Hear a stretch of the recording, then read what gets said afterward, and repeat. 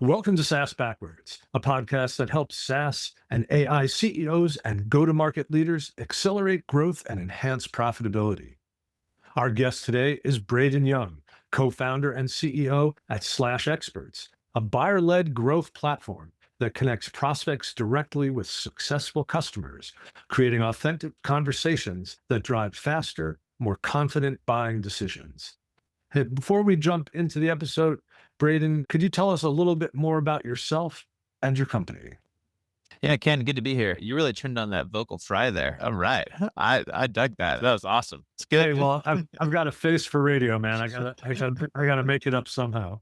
No, it's good to be here. I'm Brayden. I am the CEO of SlashExperts. The concept there is we help your prospects, the folks you typically wouldn't see because they're doing research. We help them connect with a customer, and that becomes your first or second step in the sales cycle. So, kind of a new way to do sales using your customer base to help convert those prospects to more closed deals, which is great. We've been building it for close to a year now. The company before that one was one called Sendoso, which was a gifting platform. So any sort of gift you might want to send to a customer or prospect. So I would say my entire career has been in taking methods that have been around forever in the business world and just putting a new spin on them is probably the best way to describe me. I live out in San Francisco. Marin, actually, like once you have kids, they're out of San Francisco. So I'm in the suburbs up in Marin, for those of you who are listening. Like, it's a cool spot, like, close by the city for sure. Yeah, well, I've always said, you lose your cool when you're pushing a stroller. It's Yeah, yeah. pretty They're much get the out end of of here. cool. And they go, it's time to go to the suburbs where, restaurants open at 5 and close at 7. So I think we should dig in a little deeper on how you founded Sendoso and SlashExperts.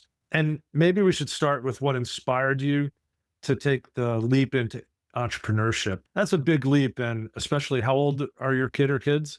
4, 4 So years you're old, so you're doing this daughters. into the environment of also, having a family. So Deep. Yeah, which has its good days and its bad days where you're like, what is another I think the reason I went into the entrepreneurship world or journey is I grew up in a house where both my parents were entrepreneurs. Like my dad started a landscape company. He was corporate life forever. Then he was like, I don't want to be in an office. I want to be outside. So I started a landscape company, which was successful, put me through school. And then my mom started flower shops. So she was a florist and did weddings and events. Like one of the fun facts I always use for when someone asks like a fun fact, I'm a very good flower designer, which is one of those like random things when like I'll go to like Trader Joe's and get like 4 bouquets all in the flower arranged for the house. And like whenever guests come, they're always like to my wife, like, "Oh, those look beautiful, nicely done, Ashley." I'm like, "No, it was me. I did it." And so like they were both entrepreneurs, and so I knew the bug would hit me at some point. And then like when I was with companies coming out of college, I sucked at following process. I was not good at it. I got in trouble for it a lot. Like they were like, we have this process, we're supposed to follow it. I'm like, yeah, but it doesn't make any sense. It's just what's all this red tape and bureaucracy for?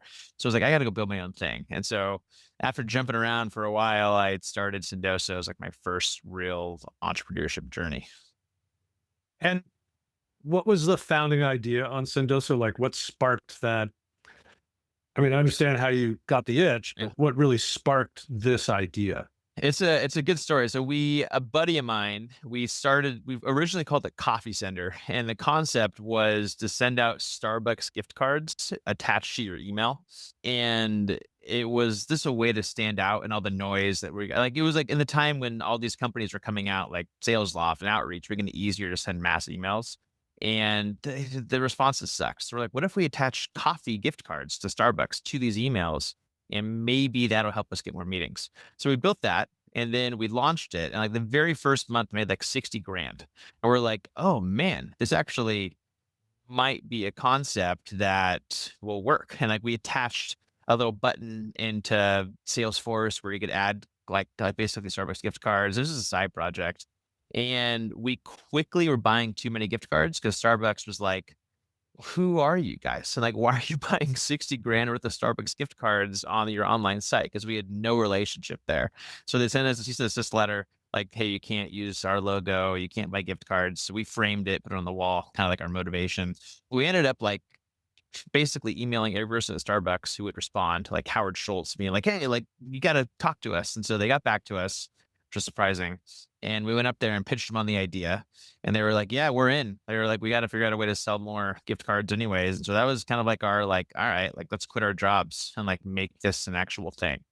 And we did. And like, so we went in like to Coffee Center and then we rebranded to Sendoso because we were like, we should send more than just coffee gift cards. We should send physical things too. Figured out warehousing, figured out like how to add like different APIs to the product. It was cool. It was very quick. Like it happened like the product was needed in the world and we hit the market at the right time and we were expanding really fast. And then COVID hit. And that was awesome for us. I mean, like if there was a silver lining, everyone was stuck at home and people wanted to send packages out to their employees, to the prospects, because conferences were happening. And so we went from 50 of us to like 700 of us over the period of COVID.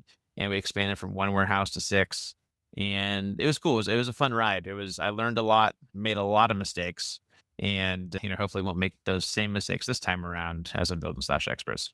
I only make the same mistake 3 or 4 times. Yeah. Yeah. I think it Right? takes, yeah, right. Takes me a little while to learn.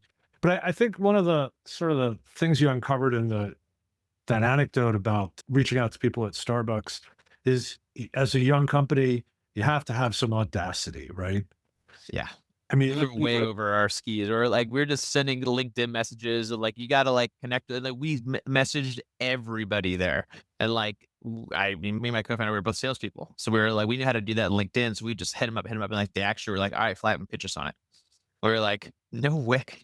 Like so, like yeah, I think that was a big jump, and they ended up responding, which was pretty cool. and it's interesting that you were able to get such a big organization to move what sounds like relatively quickly. Because sometimes the danger in partnering with these big companies is they take you down a road for months and months and months and then don't do anything. So good for you. I think it was I think a lot of it was luck too. I mean, they knew they needed to grow in like the B2B space and they knew that like we used bit like we had the right buzzwords. We were like, hey, we want to plug in Starbucks gift cards into Salesforce. And they had just moved to Salesforce. And so I think it was the right connection of words and the right timing where the B2B team which gets comped on how many what the volume looks like in B2B sales was like, hey, like, yes, like this might be a new like pipeline for us. The cool part was after they agreed to work with us, I could reach out to other big companies and I was like, hey, like I'm gonna bring Starbucks with me to this meeting. And so like I could get meetings with anybody at that point. I remember like I reached because it was like people were wanted to sell Starbucks, of course, as like a customer. And I had Starbucks corporate with me to go and sell this new solution. It was awesome. Like that worked really well in the beginning to get more and more people using the system.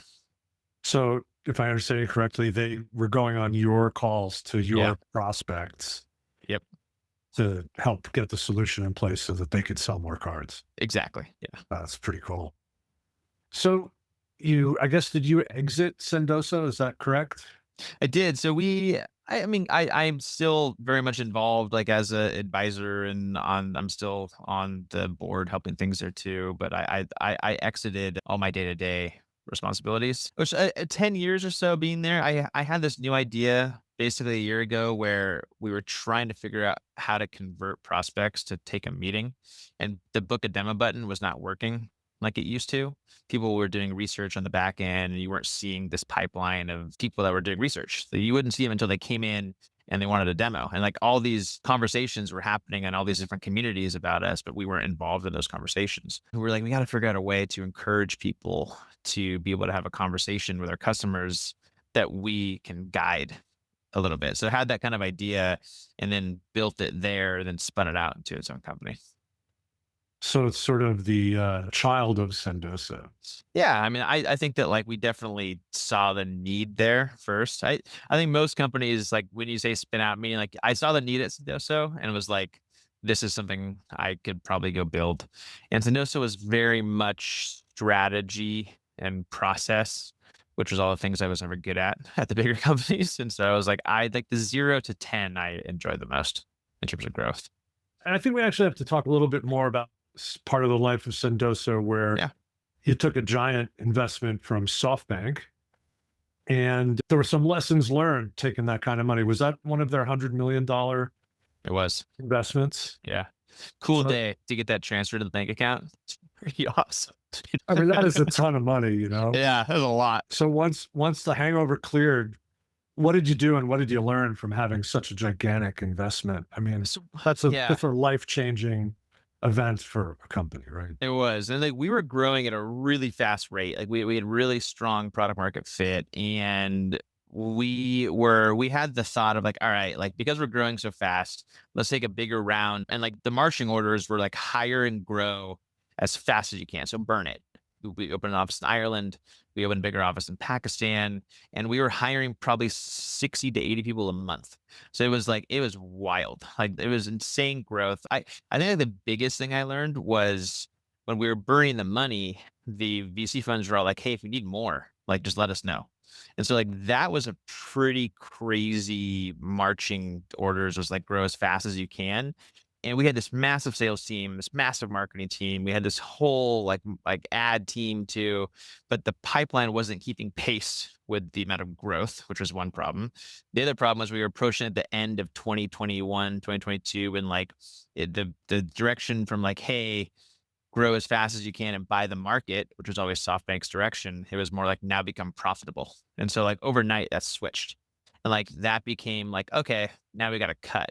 So we had hired all these people that were great and put their trust in us. And then it was like, hey, we got to get rid of a lot of them. So like we did a couple rounds of layoffs, learned a ton around like what you shouldn't do. We just grew too fast. I mean, if I could do it all over again, I think I would take a lesser amount of money and spend more time around like let's develop our plan and our strategy and how we're going to keep pipeline outpacing the amount of people we have. And I think that the VC route is typically like just buy the market as quickly as you can. So learned a lot for sure. Yeah, I mean, that was a point in time too, right? Where, Really. you know, the VC community saw SaaS accelerating through the pandemic, right? Yep. Anything SaaS was doing really well because everybody was sitting at home. It was kind of a strange time, but I think that idea of buying the business effectively and running ahead of your pipeline, you know, it's a symptom of success in a way, right? Absolutely. Because these guys had sort of three flavors of investments: the ones that are really successful, the ones that could be, and the zombies, right? And Yeah. like, if you're at the top of that, they want to throw money at you. Yeah. And like, I mean, I think that I'm a true believer at Slash Experts. We took a round of venture capital money too. I think bootstrapping is amazing for people that want to do that. I think it's great. I think the VC money, it just, it makes it easier for me because I don't have to worry about certain things, but you have to raise money from the right people, which I've learned a lot. And like you have a lot of VCs that are the Ivy League schools, McKinsey, and then they go become VCs. So there's a great people on spreadsheets and like they know the strategy and they know like this works on a spreadsheet, so it's work in real life. And then you have the operators who then go and become VCs. Those people are better in the earlier days and better when it because like if they've done it a couple times and they can give you all the things that the textbooks and that the McKenzies don't talk about. And so I think you have to have a mix of both. And like we had the mix of both at Sendoso. I think we probably leaned in a little too heavier to like the McKenzie folks for a while there because it was like grow as fast as you can. Yeah, interesting. We've actually had a few VCs on the podcast, and most recently, they're operators first. Mhm. And I thought that was really a very interesting perspective, and totally agree with it. I think the operator one, I mean, early stage, like a seed and an A, and like to have an operator VC, they're only going to help. Like if it's the right VC, and they'll tell you what you need. But like 2021, there were so many VC funds that were like, hey, like you should take your valuation to $1 billion. And like, you know, on like what 30, 40x in revenue. That's crazy. Like basically that's where AI is right now, which so we'll see how that goes. Well, I'm not really in the prediction business anymore since I very early in my career told my boss that email wasn't going to be a thing. Oh, So yeah. Yeah, I got offered a job at a company that was they were trying to like revolutionize like the cab industry, and I would have been like their second and third hire, and I was like, I don't see it, and I didn't take it. So, ah, oops. yeah, So we share that history. So I want to kind of get onto another topic we prepped on, which is you're a really non-technical founder, right? yep, So I want to have you sort of talk through some of the ways you've approached building and scaling out a business that's technology based and dependent. when you're not a tech guy? And, what advice would you give somebody about to climb this same mountain? Yeah, I mean, it's not just I'm just not technical. My co-founder's always been not technical as well. So both of us are not engineers. So I think there's two kind of paths that you take. One, even with not being technical doesn't mean you can't know enough about like how you wireframe and like, the foundational stuff. Like, so we watched a ton of videos trying to understand that. And then two, if you need someone who's technical and you're starting out, like, there's a million amazing engineers that are abroad that are much cheaper than the US, but you have to find the right person there. And once you find them, you have to take care of them. Cause I think this company slash experts, we have the exact same engineers that worked on Coffee Center. And so I worked with them for, 13, 14 years. And like they're in Pakistan, they're amazing. I've seen those guys get married, have kids, send them gifts for all those things. So once you find the folks that are abroad who can help you do it, then I think you have to hang on to them. But it takes a while to find those folks. And I think as a non-technical co-founder, you have to understand at least the foundational stuff and like how to wireframe, how UI works. And you can learn that easily is by like watching YouTube videos and absorbing that. If you're raising money as a non-technical person, like that's a bit different because I think we waited with Sendoso until we had some revenue. I remember like the meetings, we'd go in and be like, hey, like we're trying to raise funds. And the question was always like, oh, which one of you is technical? We're like, neither. Those guys are in Pakistan. They were like, I don't know about that. But we're like, we also have 3 million in sales. And they were like, okay. It's like, I'll have a conversation. So like we had the growth to prove that it was something, but not having the technical founder, we also like didn't get to talk to the big VC funds. Like Andreessen didn't want to have a conversation with us until way, way later.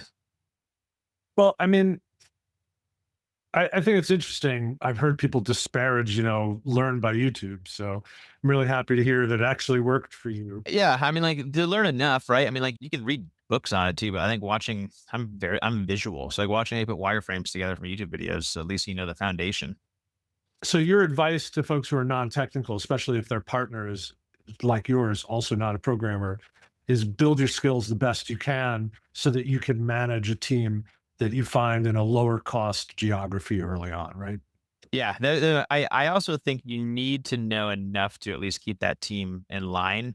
So you should have an idea as to how long it would take to do a sprint, or how I and like when you go and find folks that are abroad that you don't meet in person, you just need to keep. I wouldn't call an eye on them, but you need to know enough that if someone's like, "Oh, it'll take me a month to do that, but it should take a day." So like just like have like those awareness things. I think most of us have friends that are technical, bring them on as advisors, ask them questions like, "Hey, how long should this take?"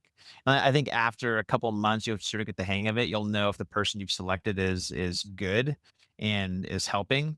Uh, it is a different way to manage because they're typically in a different time zone than you, and so like they're building at night when you're working during the day. If the site goes down in the daytime and those folks are asleep, you just kind of deal with it. Like we had many days at Sendoso where like the site would go down at like 2 o'clock in the afternoon. We were like, well, I guess we're here until they wake up.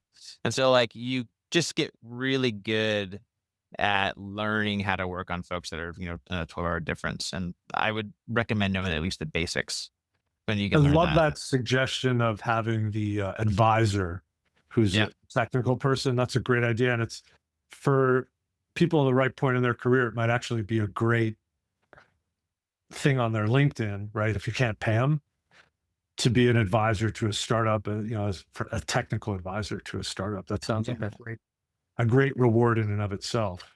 I think that the biggest thing about building a company is most people that have done it or in the middle of it are very willing to help. And so I think that by sending messages to folks on LinkedIn that like you're like, hey, this person has the like I want to get to know them. And like sending the right message, that's authentic. Like I get them all the time. The ones that are authentic, I respond to. I'm like, yeah, like I enjoy that if I can help with people for sure. So I think just to put a bow on that, finding help Yep. wherever you can, whether it's self education or surrounding yourself with some people in formal or informal roles to fill out holes in your team, Absolutely. skill set in your team might be a great way to go. So I want to turn to gifting because that's been really central to your approach to sales and customer engagement. how did you develop your philosophy around gifting, and what impact have you seen it make? Because I think this is a still not a fully understood and very valuable tool for salespeople who are trying to break through. Yeah, and I think that, like, there's a lot of mistakes that are made in gifting. The 2 most common mistakes in gifting are people thinking they need to send something that's extremely expensive, and, like, I don't think that needs to be done at all. And the second one is if you send something that, you send stuff to the one who's signing the contract and not to your users. Those are the 2 common errors I see a lot happening in, like, the gifting space. So, like, what you're aiming for is this the power of reciprocity. Like, you're just trying to thank somebody and, like, saying, "Hey, like, thanks for doing that reference call for me," or, "Hey, would love to jump on the phone with you. Thanks for giving me some time. Like, here's X."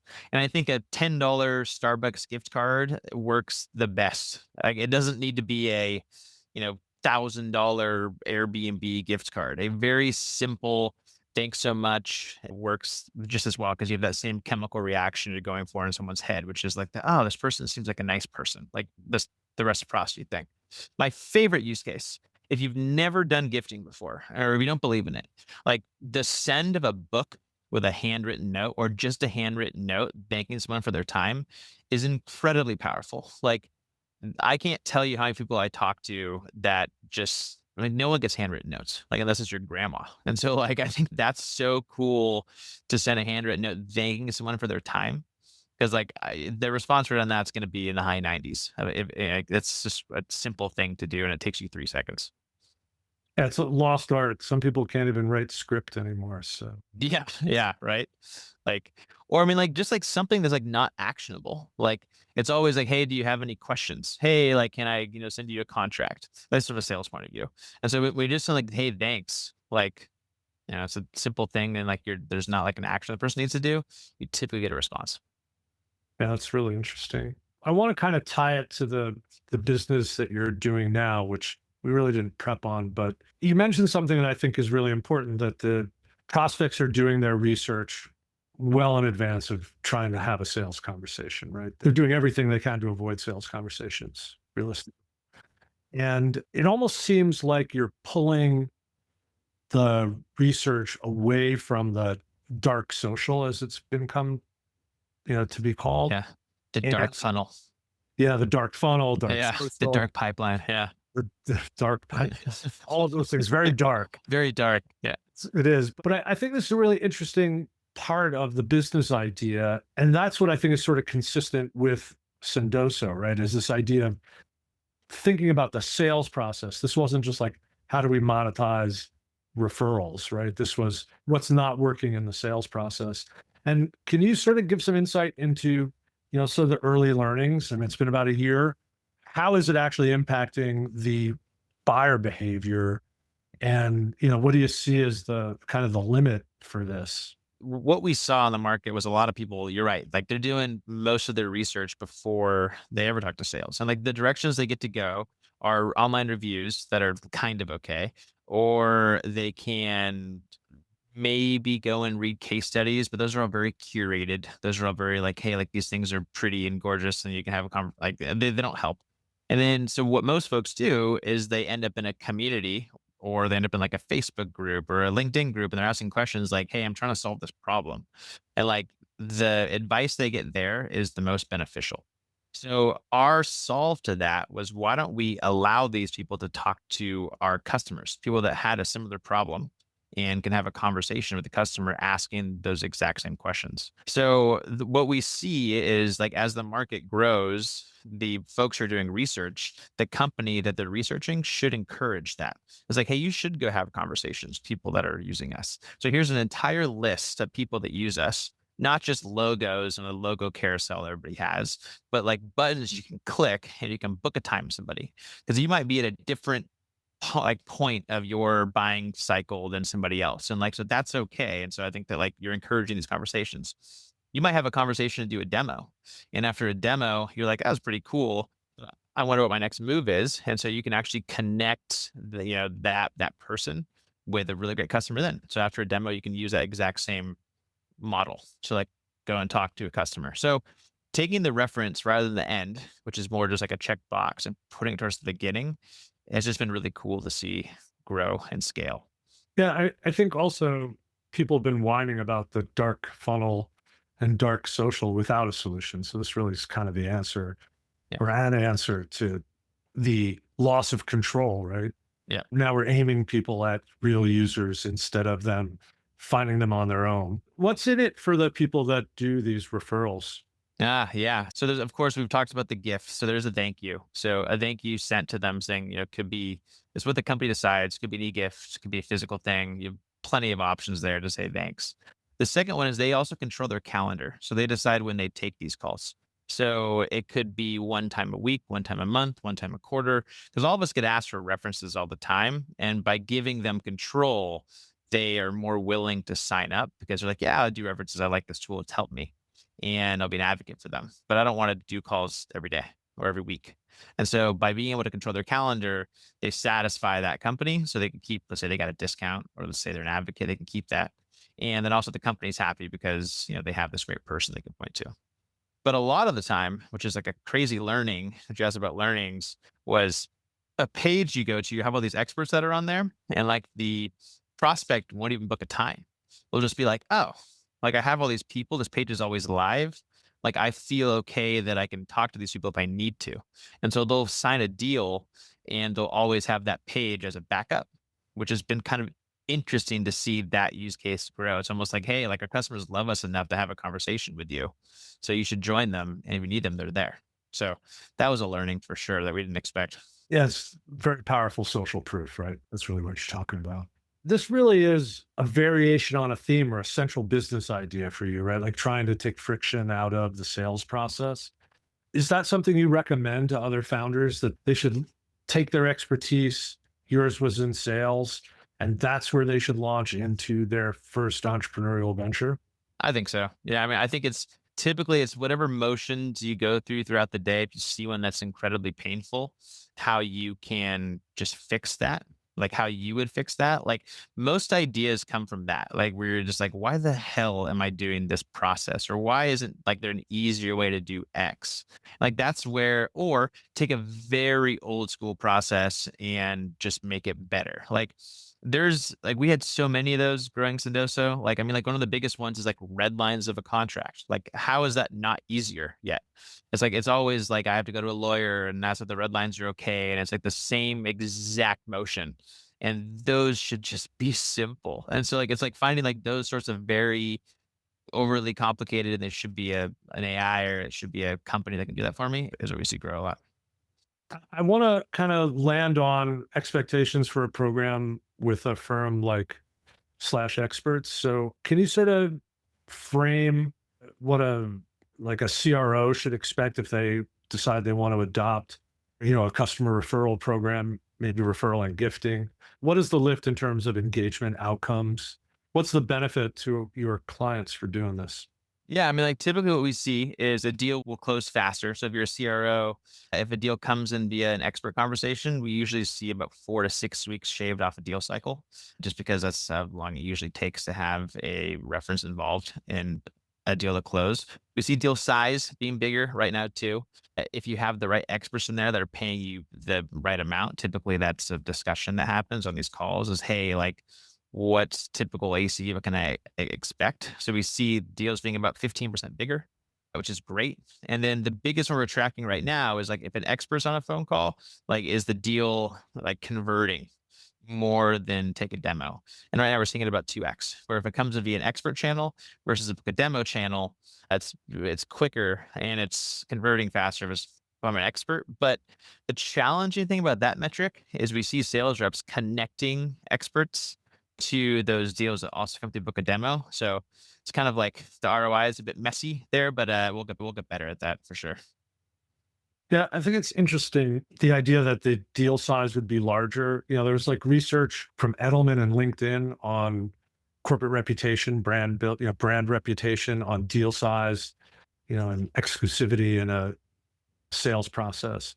So it's almost like making that brand come alive through these experts, right? Yeah, and I think you're using like the power of like FOMO too, which is like the simplest thing where they're talking to somebody who's already using the tool and they're like, crap, I need to have the same problem. And this person's already solved it. And so it almost becomes like one, it accelerates it, and two, you don't have to negotiate on price as much because that person wants it. And so I think that like it's almost like the dynamic of like, all right, like I got this person excited enough. Now I can charge closer to lists. Like I don't need to discount as much. Yeah. And the other thing is, people are a lot more willing to waste a salesperson's time on the book a demo 100%. than they are Yeah. on peer, right? Yeah. If I know that I'm reaching out to an executive that's my equal to get their opinion, I don't do that. I won't waste their time or mine on that. Yeah. So that might be also why they're more qualified. Yeah. That's a great point. Well, it's been really great having the conversation. You're obviously onto something here with Slash Experts, We'll and find out, it's been fun to build for sure. if people want to learn more about your company or get in touch with you, what's the best way for them to do that? Yeah, so please check out Slash Experts. Secondly, I am the only Braydan Young on all of LinkedIn. My name is spelt strangely, Braydan. So my parents ended it in Dan just in case I wanted to go by Dan. So because of that, I'm the only Braydan Young on all of LinkedIn. So connect with me. I love people reaching out there. I think that especially if you're starting an entrepreneurship journey or if you're looking to solve a certain problem that we're helping fix with Slash Experts, please ping me. Let's have a convo. But make sure to do it authentically. Otherwise, Authentically, yeah, or send me a handwritten note, even better. if people want to reach me, I'm on LinkedIn/in/Ken Lempit, and I think I'm the only one there as well. And my advertising and demand generation agency for SaaS companies is Austin Lawrence Group at austinlawrence.com. If you haven't subscribed to the podcast yet, please subscribe to SaaS Backwards wherever podcasts are distributed. And Braydan, I'm sure we'll get some new signups on the back of this episode. Thanks so very much for being here. Thanks, Ken.